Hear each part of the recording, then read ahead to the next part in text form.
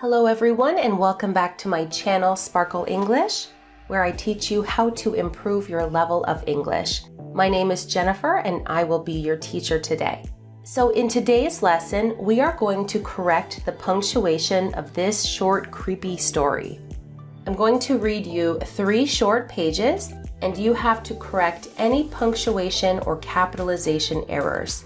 So pay attention to periods, commas, quotation marks, and apostrophes. I will read each page, and at the end of each page, we will correct the errors together. Let's get started. The unsettling encounter. If I could go back in time, I'd convince my parents not to move to Whistling Hollow. That was the name of the town we moved to last year, and it sure lived up to its name. It was an eerie, creepy town. The people would always smile and say hello, but they just had a strange way about them. You just felt like something wasn't right. I can't quite put my finger on it.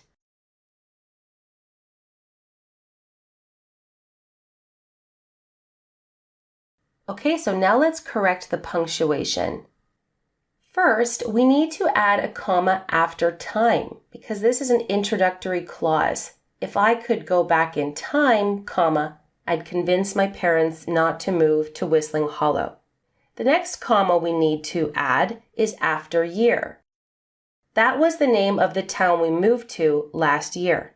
We have to add a comma here before the coordinating conjunction and because it sure lived up to its name is an independent clause.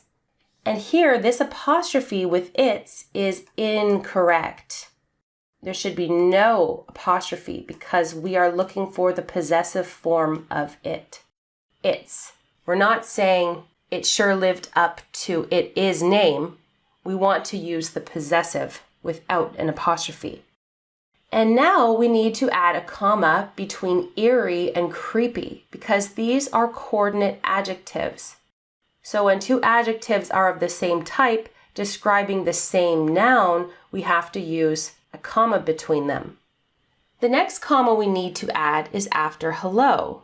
The people would always smile and say hello, comma, but they just had a strange way about them.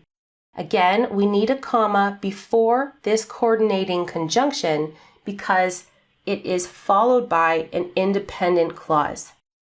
And finally, this comma is unnecessary. We do not use a comma here. I can't quite put my finger on it. Okay, let's go on to page 2.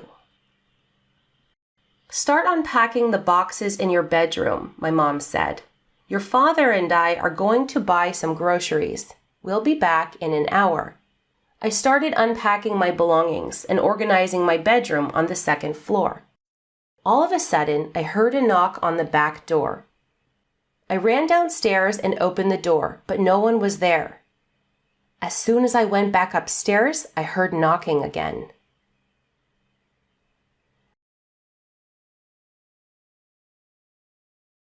So, first we need a comma here after bedroom before the quotation marks. With direct speech, we end it with a comma instead of a period if it's followed by my mom said or he said, for example, before the closing quotation marks.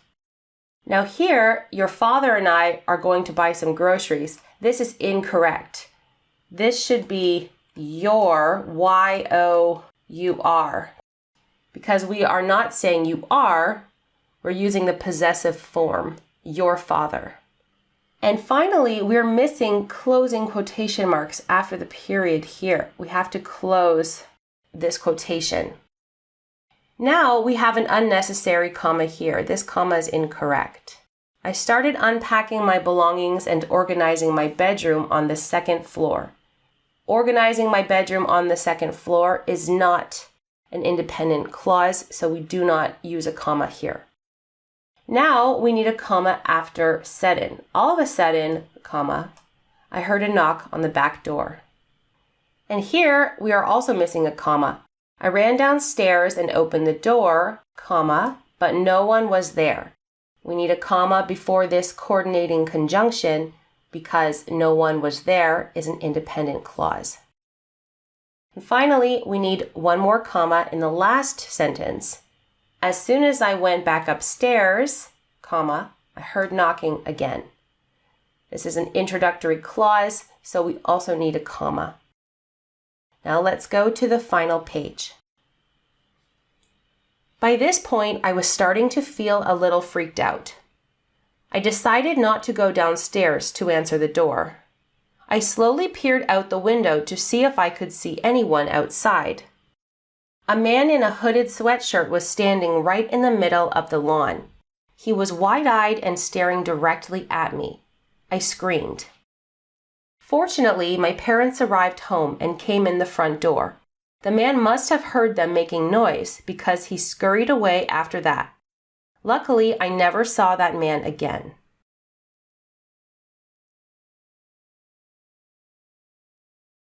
Now, the first paragraph here is correct. There are no punctuation errors. There are some errors in the second paragraph. First of all, man should not be capitalized. It should be lowercase m. A man, that is not a proper noun, so we do not capitalize it. Now here, I don't know if you noticed, but this full stop should be right here. There's a space that there shouldn't be. And here, wide-eyed, we should have a hyphen. He was wide-eyed and staring directly at me. I screamed. This comma is incorrect because this is a comma splice. We have to either make this into a semicolon or a full stop. Fortunately, comma, my parents arrived home and came in the front door. And the rest of the story is correct. Okay, so I want you to let me know in the comment section how many pages you got correct out of 3, or how many errors you made, and what you found to be the most difficult. Thank you guys for watching. Make sure to check out my other videos in this series on how to correct punctuation in short stories. You can follow Sparkle English on Facebook or Instagram for more quick lessons, and I will see you in my next lesson.